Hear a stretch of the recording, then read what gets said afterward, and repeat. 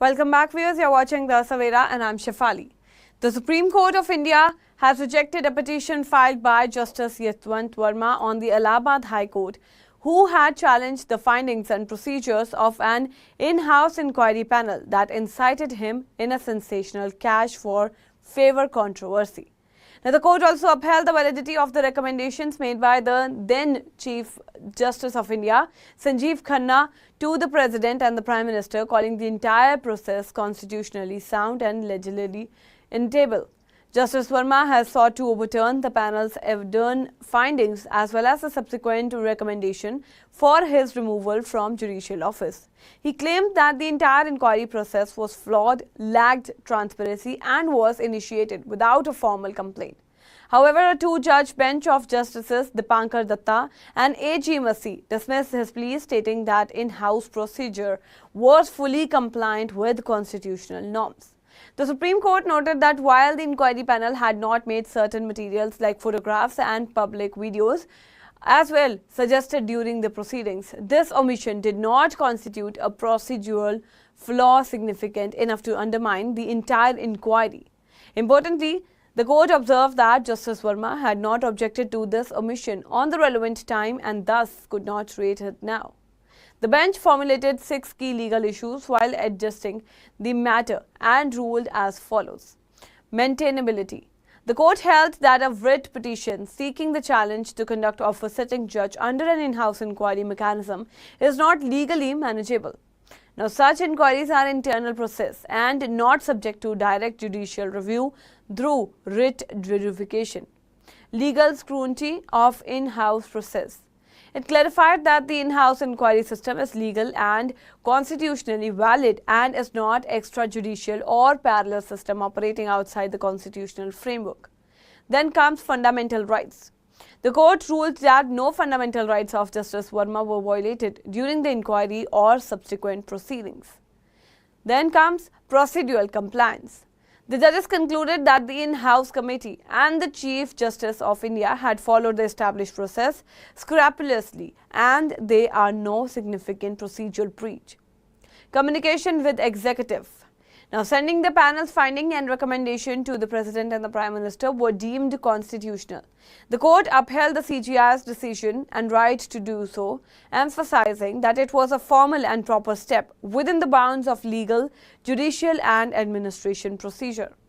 Future legal remedies. Now, while rejecting the current writ petition, the bench left the doors open for Justice Varma to pursue other appropriate legal remedies in the future should we need arise.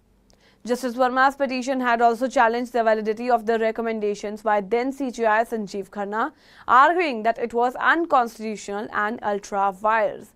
He had further sentenced that the press release issued by the Supreme Court to disclose the allegation has caused irreversible damage to his reputation and subjected him to an unprecedented media trial. The case dates back to March 14. When a fire broke out at Justice Varma's official residence in Delhi. Now, during firefighting efforts, emergency personnel allegedly discovered a large quantity of unaccounted cash. A video of bundles of cash burning in the blaze soon surfaced, sparking widespread media coverage and serious allegations of corruption. Justice Varma denied all wrongdoings, claiming that the entire episode was a conspiracy to malign him. Nevertheless, the seriousness of the situation prompted CJI Khanna to initiate an internal inquiry under the judicial's in-house mechanism. A 3-member panel was constituted on March 22 to investigate the matter. The committee consisted of Chief Justice Sheel Nagu, Punjab and Haryana High Court, then Chief Justice G.S. Sandharwalya, Himachal Pradesh High Court and Justice Anu Sivaram, Karnataka High Court. Now, the committee began its probe on March 25 and submitted its final report on May 3. CJI Khanna reviewed the report on May 4 and based on the conclusions forwarded it to the President and Prime Minister's recommendation, Justice Varma's removal. Meanwhile, Justice Varma was transferred back to his parent High Court in Allahabad and took oath there, but his judicial work was withdrawn and for instructions from the CJI. Justice Varma's legal petition also alleged that the in-house panel failed to notify him of the procedural rules being followed, denying him the opportunity to contest the evidence presented. He argued that the panel did not determine the source or ownership of the cash found, leaving critical questions unanswered. Now, according to his plea, he was also pressurized to resign or opt for voluntarily retirement without an unreasonable short deadline. The Supreme Court, however, found no merit in these arguments, maintaining that the internal judicial inquiry process was carried out with due diligence and within the framework of established judicial conduct protocols. It also dismissed a separate petition filed by a lawyer seeking a criminal investigation into the case, concluding that there was sufficient basis to initiate a criminal probe at this stage. Now, with this ruling, the Apex Court has effectively closed the door on any immediate challenge to the impeachment recommendation and validated the judiciary's internal accountability process, even as it ordered Justice Varma limited scope to raise grievances through other legal routes if necessary.